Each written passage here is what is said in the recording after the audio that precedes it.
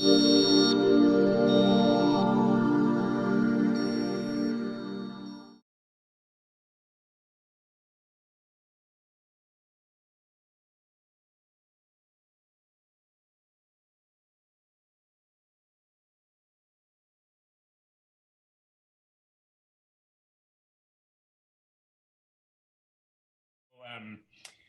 Hi, Deb. How are you? Okay. Hi, Oli. So I just want to say a word about why we're doing this series. And first of all, thank you so much for making time. We really appreciate it. Mhm.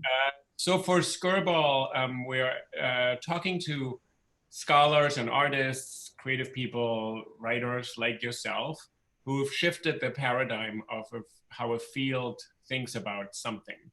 So we've talked to a couple people, Kate Stimson, who Mm. founded the journal Science. That's really the first feminist journal in the 70s. Carol Gilligan, who listened to girls to think about how humanity conceives of morality, to Richard Schechner to think about performance. And we're interested how a paradigm is actually shifted, how a way of thinking about the world is changed. And we're doing it at this time because we think a lot of people are realizing we're going into a country through major battles over how to view ourselves, how to view certain traditions and things. And I think especially younger people really want to understand how someone like you was able to work and really shift an entire field. So, first of all, thanks for being here today. Yeah, it's just a really great question as well.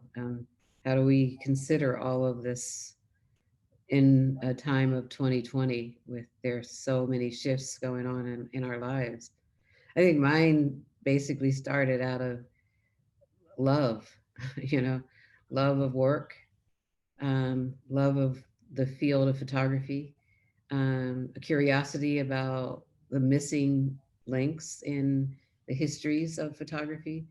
So my interests, and it started as a student. So I really think it's really important to note that students early on, when they began to study a field and find major gaps, that there are opportunities for them to challenge and in a way that helps the field in a larger sense. And it started with an undergraduate question of where are the Black photographers in the history books. And I was studying at the Philadelphia College of Art then. It was now it's the University of the Arts. And the professor I had then, Ann Tucker, said, you know, she had the same question when she was working on a book called The Woman's Eye, looking for women photographers. So I think that that's important to note that if you have the support of a professor, because I've had other professors who did not support, that helps. And I was, looking for different stories outside of the images that we would see of Black people. At that time, it was always stoop labor, it was always ragged clothes, dirty kitchens, and they were circulating. And I only saw those in books. Mm. So I, would challenge that there are other images of Black people. Why not show the broader evidence of Black existence in that sense? And I mean, I looked at obviously picturing us African American identity in photography, which I think is about 25 years old now, which is, Yeah, that's and, 25 and years. It's rereading amazing. it, it feels like you published it today. It has Yeah. exactly the same relevance. And talk about the pictures that you knew actually, that there were other pictures and other photographers and other traditions besides what was taught in school. Yeah, I grew up in Philadelphia, North Philadelphia. I also grew up in a beauty shop. So my mom had magazines, photojournalist magazines, and I also grew up with a family that encouraged us well, forced us to go to the library to pick up a book every Saturday after chores. So young person, first book that a picture book that I noticed was a book by Langston Hughes and Roy DeCarava, The Sweet Flypaper of Life. Right. Which I have on my bookshelf. Yeah. And so say something about this book. So you found this book when you were a girl going to the Yeah. public library. Mm-hmm. In the library, and just sitting on the shelf, I pulled it out. It was a book probably about 6 by 8 or 5 by 7. It was a small book, manageable.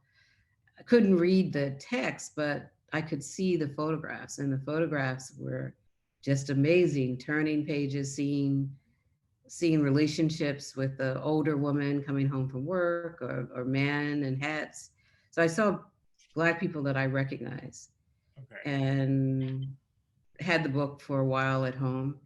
But also as photojournalists, having Life magazine and Ebony magazine, I saw Black photographers in the magazines. And so Gordon Parks was one of the first photographers that I knew in Life magazine, but Ebony magazine had like Monita Sleep, who was active. And then our neighbor, Jack Franklin, who worked for the local Black press, which was called the Philadelphia Tribune. And he lived about a block and a half away from our home. He had cameras, Graflex. He had 2 1/4. So he had a Rolly. He had all these cameras, and that's when I began, as from like 7 to like 12 or 13, photography was always central. And also in the family home, family albums were essential, and family events. So documenting people playing bridge, playing sports, just eating, they were the images. But when we looked at American photography at the time in the 70s, it did not show that range. Right. And so I thought it was really important to look for Black photographers.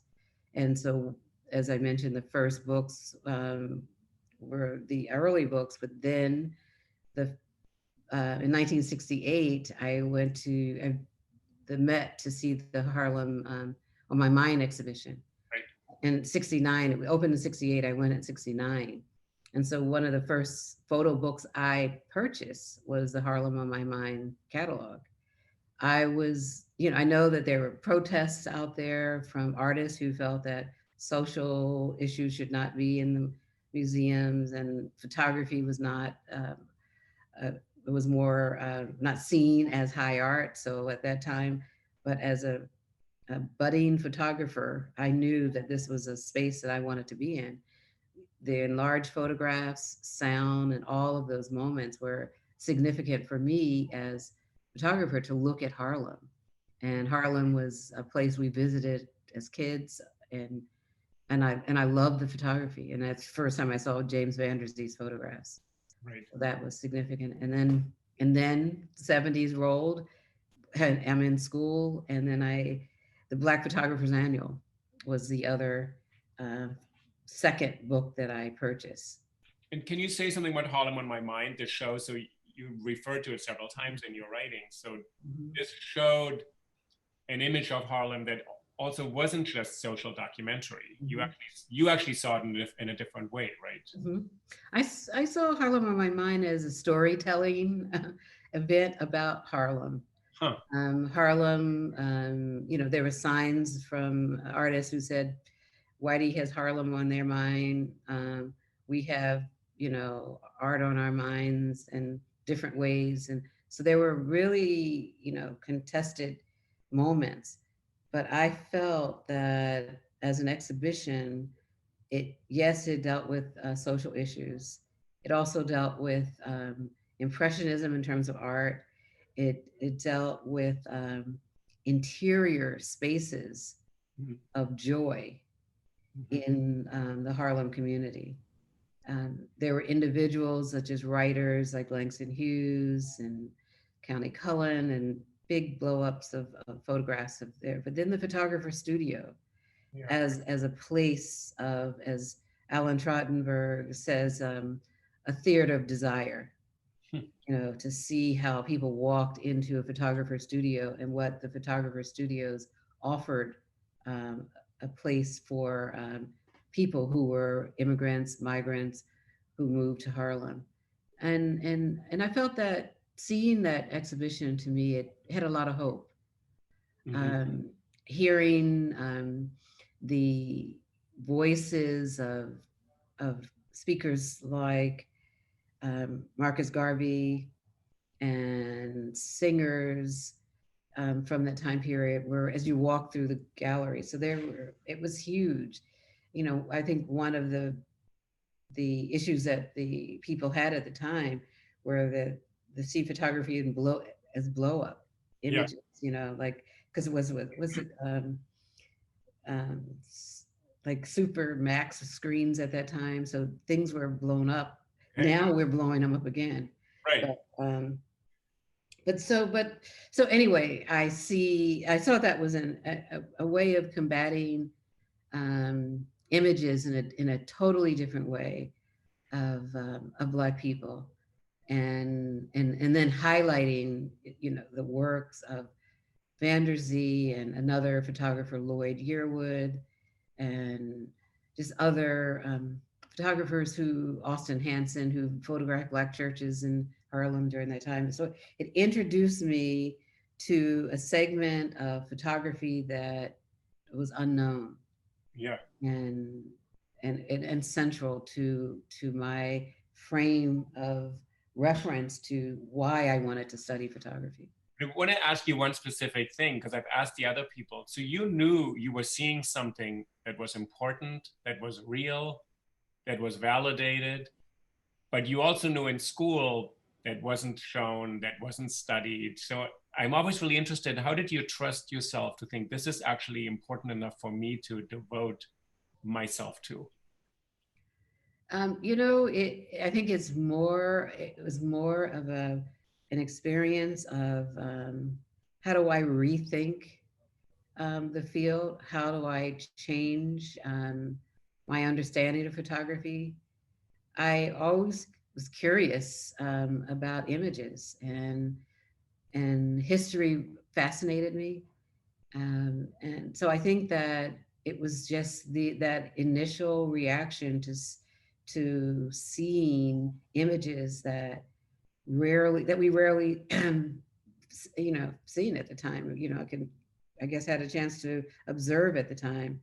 So it's, I guess it sparked my imaginary. You know, in terms of my imagination, it was just themes were just flowing. You know, from fashion to references to growing up with women in my family who loved Harlem, who loved singing, who loved fashion. So I could just place myself in this complex Yeah. history, and I felt like I was walking with them in that sense. There's a sentence in your book. Later, you did a book on James Vanderzee's amazing work, and I really loved this book because you kind of shifted even the understanding of him. And you have this sentence, you say these pictures are heroic and self-aware. Mm-hmm. And I really like this combination, that kind of the self-staging, but there's an awareness that comes from the subject, the sitting people who got into Vanderzee's photo studio, and they knew he was going to transform them, but they were participating in that. Mm-hmm. And that's true, because I think that why it's important, and why I think storytelling is important, is people, it's like saying I'm here, and my life matters.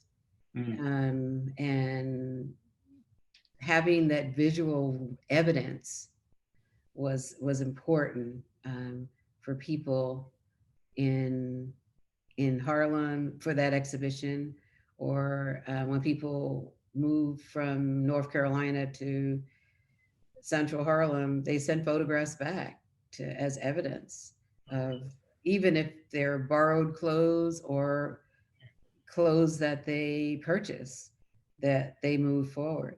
You know, it's like I go to Abyssinian Baptist Church, um, and seeing that photograph of the interior of Abyssinian Baptist Church with the funeral of Blanche Powell, and Yeah. how Vanderzee, in his Book of the Dead, he reimagined people's lives. You know, he photographed them during their lifetime, And during death, he would just put a angel-like photograph somewhere in the image. But it also gave people who were unable to attend funerals because of long trips Oh, to see and be there.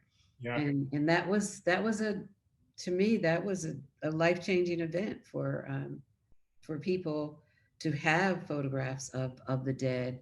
And Van der Zee was a significant photographer to be sensitive to that. What you just said, I had never thought of that, that actually this allows community to be much greater than the specific moment of that Hmm. funeral. That Hmm. who couldn't come and visit, they're sharing in an experience through those photographs. Yeah, yeah. And talk a little bit, go back to when you were in college. So you're saying to your professor, I'd like to study Black photographers Hmm. who don't exist on the reading list, who are not taught, who are not in the curriculum. And then how did you actually go about doing this? Yeah, I wrote a proposal for independent study project, and I studied with Barbara Blondeau, who was the chair of the department then. Unfortunately, she died a few years into the project. But I went. The Black press is central, so of course I went to the Black press looking for names Okay. and found 25 names Okay. that I knew were still alive, and then another 50 names who were not. But then, because of segregation and discrimination during the time that there were journals and city directories that were geared to a Black community and one for a white community. So, in they often put an asterisk next to the names of Black or Negro or colored photographers at the time. So I knew that I wanted to first look at major cities in the South and in the North.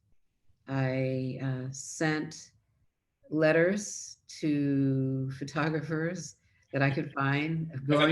I wrote to historical societies. I looked in the directories, and it was amazing not having Google, not having that opportunity to have access to. But it was fascinating because one of the first photographers who wrote me back was Gordon Parks, and he said, I told him what I was doing, and he says, "Of course, Debbie." I never forget his voice. And when I called him and said, "Come and visit," and first time I visited UN Plaza, his apartment, and having access to Gordon, which we stayed close throughout my lifetime, his lifetime as well, rather. And I'm still in his life because I'm on the Gordon Parks Foundation board. But he opened the door and introduced me to his life. I met Morgan and Marvin Smith, who were twin brother photographers who lived in Harlem. And they were photographers, but they were also, very handsome, striking men who modeled for product models for different kinds of businesses, like Chesterfield cigarettes or alcohol or something like that. But then they also, after their photographic studio closed on 125th Street, they moved into TV. So they were like work for ABC and NBC. So they were in the industry. But I wrote to them and Monita Sleet, who worked for Ebony magazine. So I met a lot of people who were just happy to meet this, like 20 something year old who was interested in their lives. And having that opportunity, I interviewed them. I wrote a paper. I um, went on to grad school. And when I started working at the Schomburg Center, I went to the Schomburg Center also to do research Yeah. at the time, to conduct research at the time. But they only the photographs were all in one file folder by street scenes and ABCs and everything mixed together, not by photographers. And when I started working at the Schomburg Center, it was a fluke in terms of the job opportunity. I was I'd be walking down a hall at Pratt that I never ever walked down. and there was a big sign, job opportunity at the Schomburg Center for a photo specialist. I Huh. mean, it was like my job, but I had already accepted a job at Bucks County Community College to teach photography there, and idyllic Bucks County. So, and I interviewed for the job, got the job, $8,000. It was 10-8 was the job, 10-8, Oh, and it was amazing. And that was my opportunity to embrace and challenge this history. I entered into this field knowing how to research for photographs, but I had an opportunity to set the collection, to create a collection, to catalog the collection, okay. and spend a lot of time looking at the Library of Congress information on how their card catalog. And the third month I was there, Richard Newman, I don't know if you know him. He unfortunately passed away. He was a fantastic mentor. He called me up and said he asked if I wanted to do a book on Black photographers. He said, "How would you like to do a book of Black photographers?" I said, "Well, I have an undergraduate paper with undergraduate language." He said, "Well, send it to me."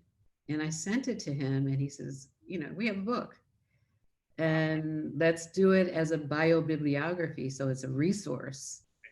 And then that was it. I just, a lot of the photographs were at Schomburg, the photographs from people in South Carolina, like Arthur Macbeth, who photographed in Charleston and had a studio also in Baltimore. And so all over. And so creating that bio bibliography, I found photographers in Haiti and different places like that. Wow. So the book is really just, you thought, I'm giving this resource to the world. Mm-hmm. To go back to your first point, you must have loved what you were doing. You must have discovered so many things that you didn't, Oh, I loved it. right? I, I had Hank, my son was a kid, and I would pick him up after school and take him back to Schomburg Okay. to work with me, to be in the archives with me, because I was Debbie Schomburg. I love being at Schomburg. The people used to, the older photographers they were happy. There were photographers like Garland Anderson who worked for the Apollo Theater, and he had a lot of photographs of the stage events, and they were looking for someone to take their archives, you Right. know, Right. and so that was really great. So the biobibliography is kind of the first book really you're doing with. Yes, it was 1840 to 1940. So I used, had a short bio, probably about 500 to 1,000 words for the number of photographers, and then where to find them and what kinds of scenes that they had, that they covered in their photography. It was a success. It was Garland Publishing, and he asked if I'd like to do another one, and we moved it from 1940 to 1988, Okay. and that was the second one. And did you have a sense when it was a success that people started responding, so you felt less like you were the Yeah, I I had no idea. I had never given a public lecture before, and Newark uh, Museum was the first place who invited me to do a talk and to talk about photography. I want to I get it. I like this image of Debbie Schomburg. Like, so how was that? How did you feel suddenly you're on a stage or on a podium and thinking, wait, I'm presenting something people really care about? Yeah, it was beautiful. I was, you. It was kind of spiritual in a sense. Growing up in the Baptist church, you have to stand up because your grandmother said, "Go up there, baby, and do what you're supposed to do," right? And but like you have to, that experience, pushing you forward. And each time the first time I gave a lecture, um, I did not know that I was I was really frightened, Oh, really? and I was told by Andy Grunberg said this to me. He says, "So if you don't have stage fright, then there's a problem, Okay. because it means you know it all and you can't receive. So, Yeah, yeah. accept that. Okay. And that was really helpful, having that kind of critique of myself to think about what it means to stand up for, quote, the race, for my gender, to speak in Newark and to see people just happy to hear what I had to offer. And I talked about the Harmon Foundation photographs during that time. Can you say something else about what you just said, that you were standing up not just for yourself, but someone said you don't have to know everything. At the same time, people are probably looking and saying, there's Deborah Willis coming in talking about something that is not part of the canon right now. Mm-hmm. Yeah, the opportunity for that talk, it helped me in terms of not only thinking as a Black woman, talking about Black photographers, but also it gave me an opportunity to place Black photographers in the canon, in the history. Mm-hmm. So as this first time speaker, I was imparting all the knowledge that I could find about these photographers. And then having that opportunity, it opened up a place for them, for these like James Latimer Allen, who, soft focus, beautiful images, um, just looking at the beauty of Harlem. And beauty was never discussed when talking and speaking about Black people, in terms of looking at the images. So that was central in that way. I want to say something. Um, there was I was looking for I some editors who didn't believe the histories about about what I felt about Black photographers kind of wrote different things about. One challenged me, felt that I was over exaggerating. I don't have it. I was looking for it, but they thought that I was over exaggerating the histories of Black photographers because I was placing them in, and I saved all of the really racist negative feedback because it was felt that I was inflating. I just conducted an interview with Brendan and at Aperture, and it's in that article. So they were challenging you, saying you're giving too much emphasis to these people's achievement or their role? Yes, to their achievement, to placing them in the history of photography. But the funny thing is, what's always striking to me, what they think the canon is was constructed by somebody else like you who was in an archive and put them in a book. Exactly. And the idea that this was God-given, fell from the sky, and now you're coming in and disrupting this pattern. I just disrupted it and said, how could I, what does she know? This is impossible, So but I'm interested that you just said you kept all those, because I was just thinking, you were aware there are people who are not agreeing with this, or people who are doing other histories, or that was insulting, the things that were said to me. And I wish I had thought about having it available. But, when just to think about photo secessionists, there were King Daniel Ganaway was a photographer who lived in Chicago and photographed the Chicago River. And, he won the John Wanamaker Award in photography. And because of one of his images that was in an exhibition of photo secessionists. Yeah.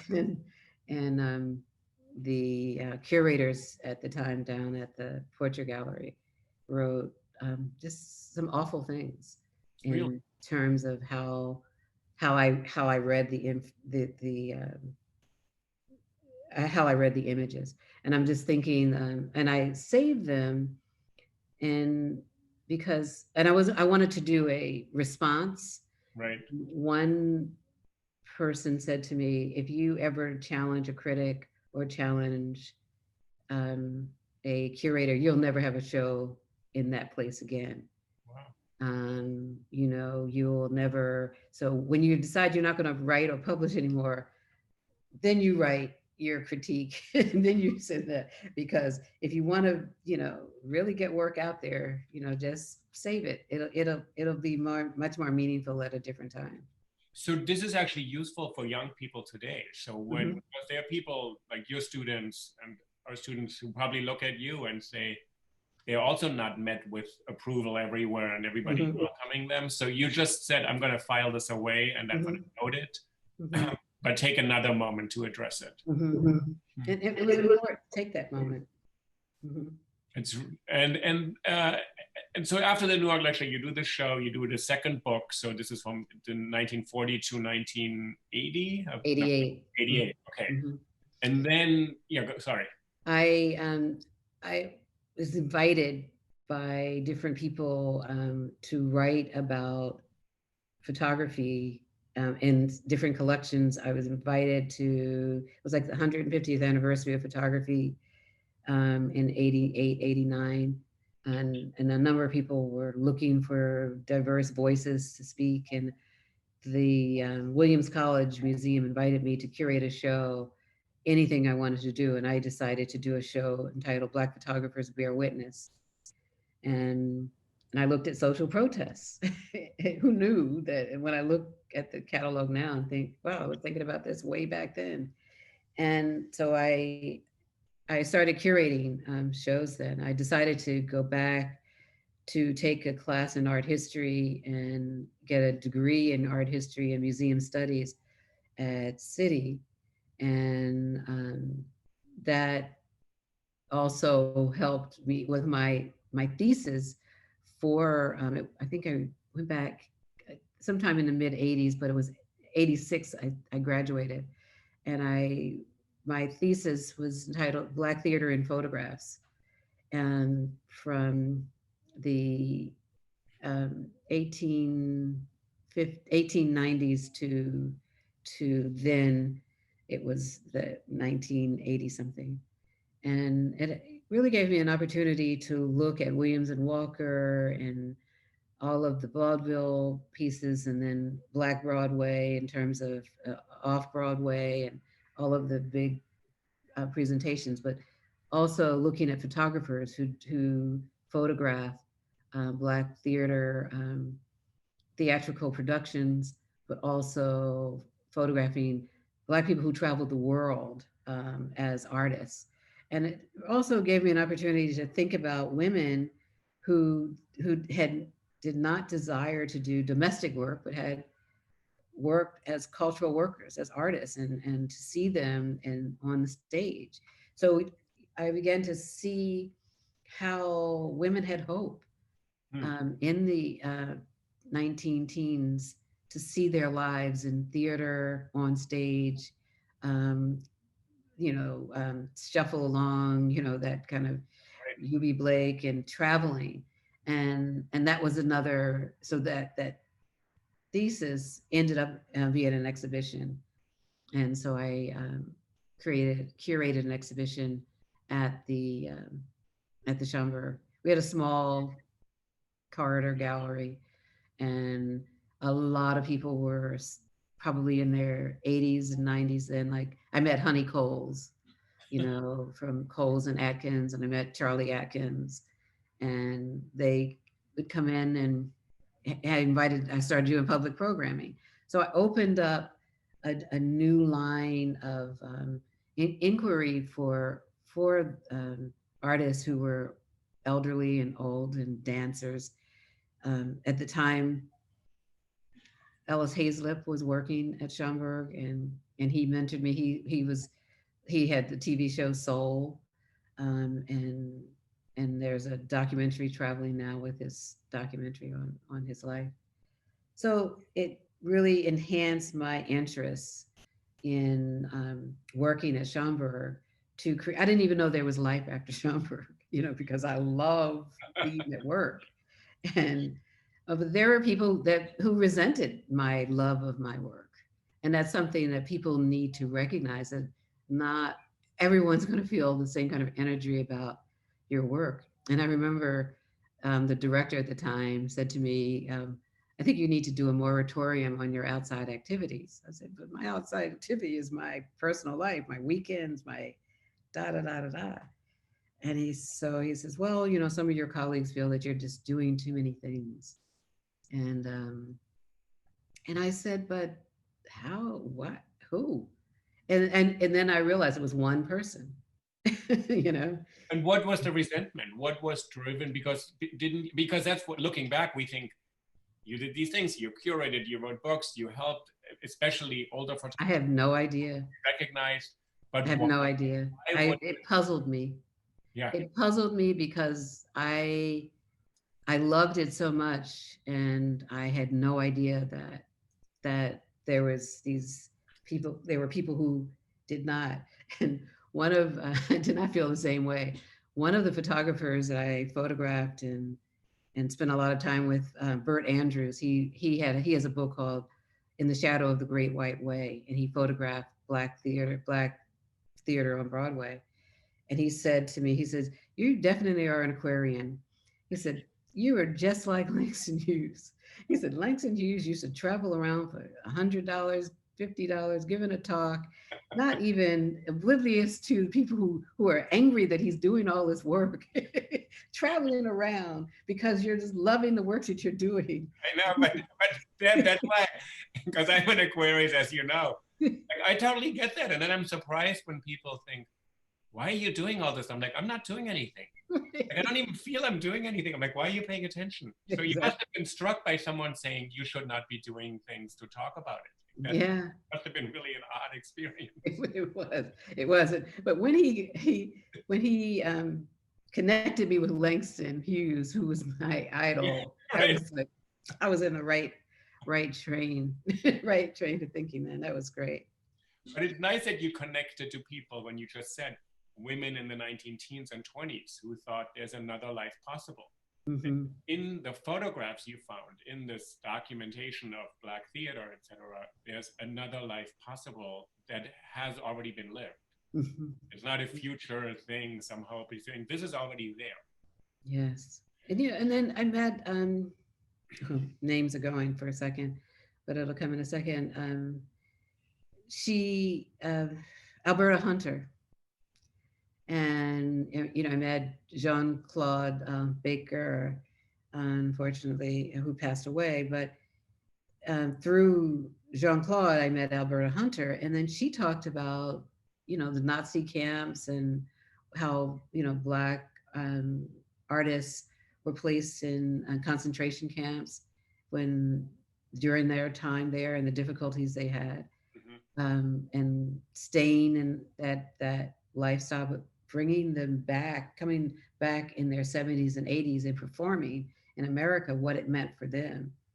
Right. And so at the time, Schomburg had a chance to get Ada Bricktop Smith's collection. So there were a lot of collections that were coming in to the Schomburg at the time.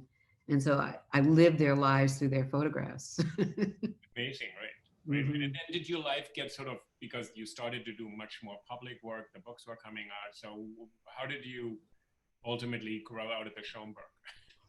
The you know, outside of being told that it's your time, my my friend Claudine Brown had invited me to be a part of the National African American Museum Advisory Group, and that was in 80. It was in 89 and 90, and that Mary Smith Campbell was also on that advisory committee as well. And the Smithsonian beginning of looking at how to create the museum and is it feasible. My son was 13 at the time, and he wanted to go to boarding school. And I'm like, you can't leave me. And so he wanted to go to Episcopal, a boarding school down in Virginia. And that same year, when the advisory committee recommended that they should create, that the Smithsonian should create a exploratory uh, staff Mm-hmm. to see if there are collections, because people did not believe that there were viable collections. to create a museum. And funny story, that's another funny story that's highly personal and highly, really difficult. That there was also a position at the National Portrait Gallery for photography curator, Okay. and so of course I applied for it, so I could move to DC, and but then there was also the position at the project, the Smithsonian project, and I had just curated the Vandersea show at the same time, so it was all happening at the same time. And to leave New York was really difficult. I loved being in New York. I loved the Upper West Side, so it was all that energy to move to DC.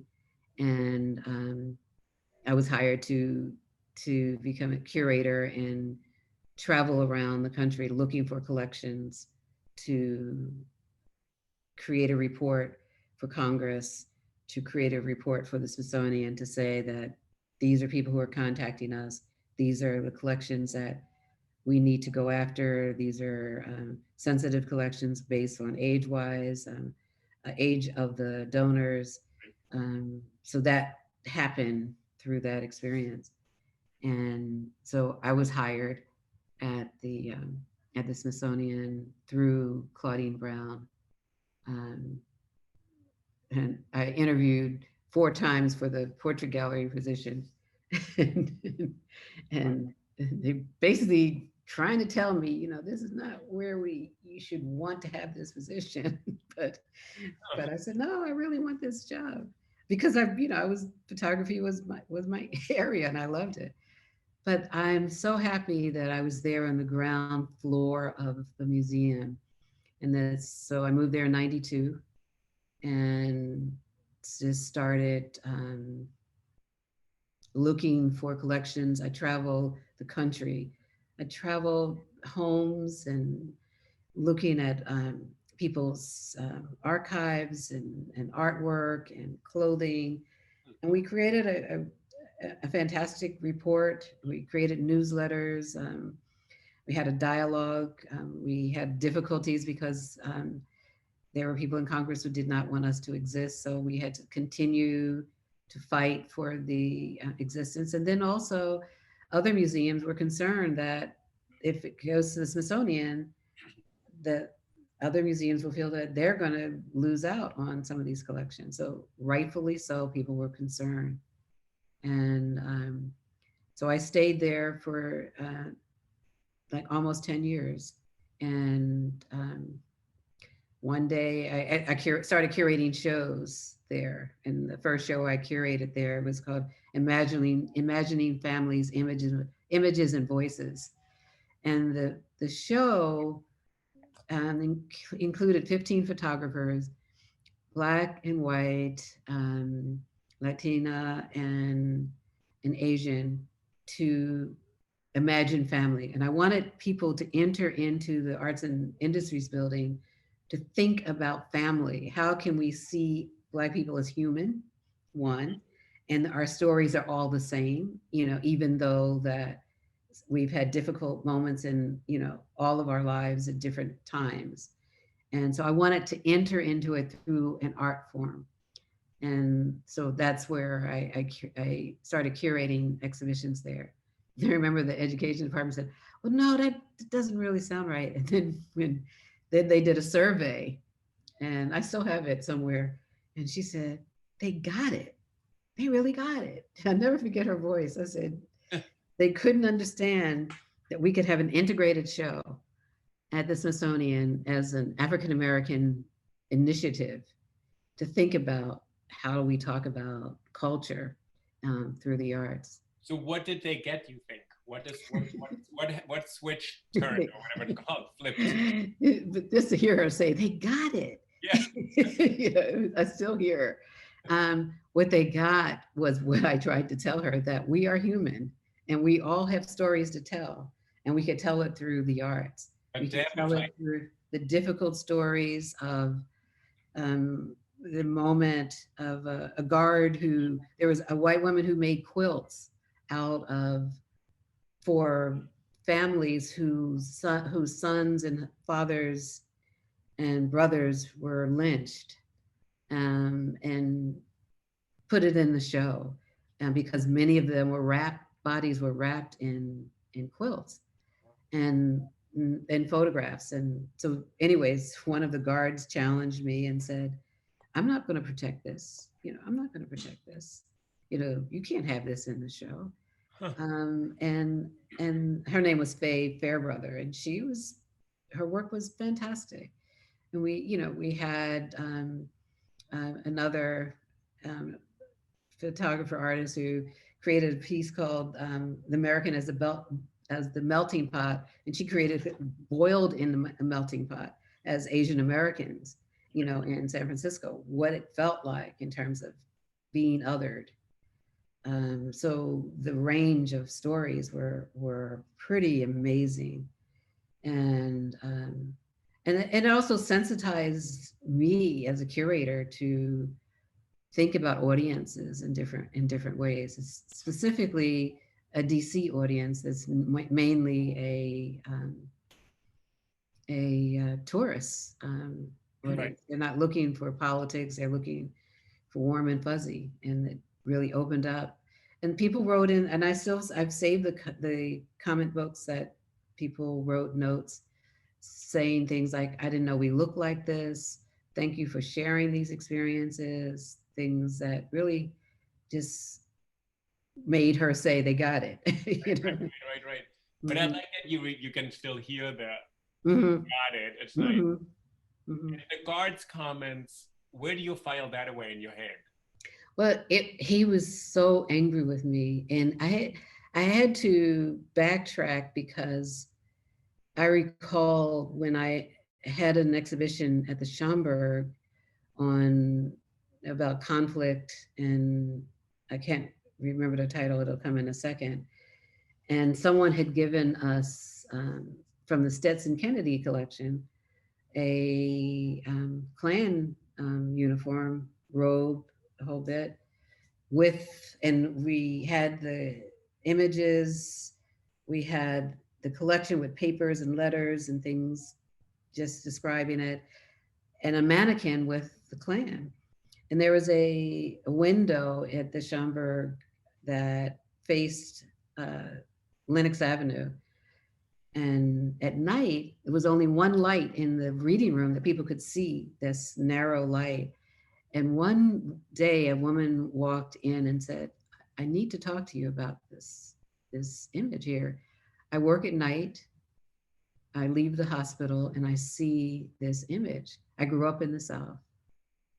This is haunting. It's a terrorizing experience to leave, and I see, because her family is killed by the Klan. And I had no idea that you could see the image through the window. It was like placed around in the gallery in the reading room. But when I walked out and could see it through her lens Hmm. and the terror it caused her, Hmm. it just really opened Hmm. my mind to how to create an experience that not only terrorize someone, but also how for me to sensitize myself to the viewer experience. And so we didn't take the down, we just shifted it from the window and Right. put it against the wall, and then using language like, this may cause blah blah, difficult experience, memories, and so I had forgotten about it when I moved to the Smithsonian, and I was so angry with the guard, and then he watched people walk through the exhibition, through all of the different experiences through the exhibitions, and saw how they responded to it and talked about it. And then, because he would try to say things like, oh, what do you think about this? I don't want this in here. What do you think?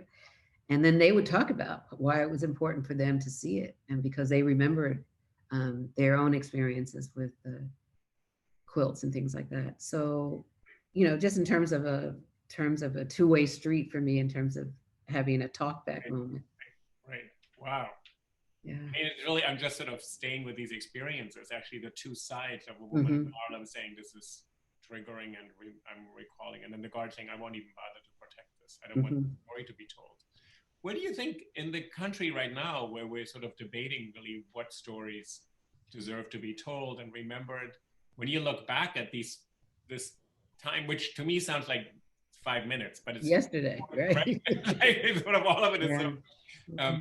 where's your energy right now in terms of what you're doing right now to, because we are, it seems to be we're in similar debates again or still, or Yeah, we are, and I recognize that. And when with the unfortunate deaths of um, you know 8 Black people this year, and also with over 200,000 people with COVID, just, and of course we lost friends and family members. I'm always thinking about, how do we think about humanity at this time? How can we sensitize people to experiences that are at hand, that we need to make a change. We need to make change. I wanted to make photographs, but I didn't leave the house during the lockdown. But I made photographs of joy, people coming out to clap and bang, and so I made photographs of those moments. And then unfortunately, after, when George Floyd was killed, and Breonna Taylor, to see the young people who, again, we had the same kind of marches in the 60s to now, to see their experiences, I thought it was just important to kind of reflect and write about how I felt about seeing it, and how do we tell their stories and encourage the work. And I just think that if it's a way that we could show, Pamela Newkirk and I are teaching a class called Black Lives Matter, and we have students who never had Black teachers before. And they wrote and they say, thank you for teaching us this. Thank you for sharing. I've never had papers, and we talk about it often, that students, first thing they say, it's thank you. This was a great opportunity for me. And because then they had a chance to reflect on what they were experiencing at the time, but also to think about what they missed in their educational process. And so all of that's happening at the same time with me as a teacher, and then with my photography, just the same. I writing and making images about the experiences of the now. yeah. Do you think this generation is more aware? Like in some ways, it's hard for you probably to assess your own impact in a way, but I think what you've really shifted is that there's much more awareness of the deep range of humanity and of African American life in America, that it's no longer a kind of one track depiction of, like, let's say the social documentary lens has been shifted. And that has really been your interest from the beginning, right? To sort of say, let's like look at the complexity, the fullness of life.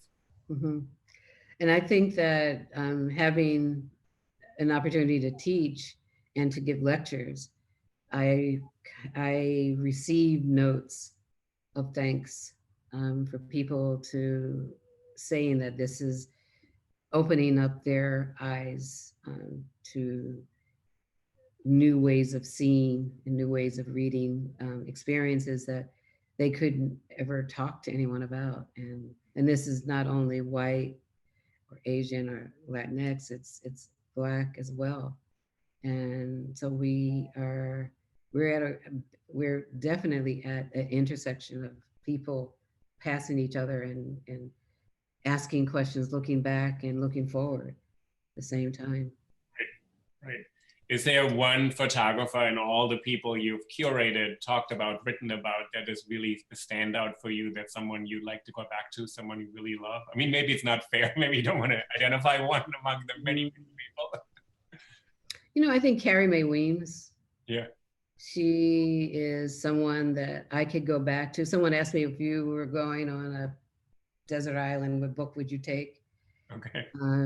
Photo book would you take? And I said, I'd take Carrie Mae Weems's book Hmm. because of her interest in not only performing history, but interrogating history and making images. So I would say Carrie as a contemporary, and the historical aspect of it is still Vanderzee. I could still look at his images, Right. and and then in terms of walking through the shoes, I was at the American Academy in Rome last year in 2019, and my project was to walk in Gordon Parks' footsteps in Rome in 1949, Okay. and I wanted to find every place that he photographed, and I wanted to experience Gordon in Rome, and I did, and it was difficult because he didn't have street scenes, street signs, or what, so I kind of walked through and found, and I met photographers, and it would show them a photograph that Gordon did in 1949, and they said, "Oh, that's at such and such." And Oh, wow. Nice. Via Maguta, and you go here. And so Nice. I did that. And so that's someone between Gordon and Carrie. I think they're the two that I would take with me Nice. just to Yeah, read about.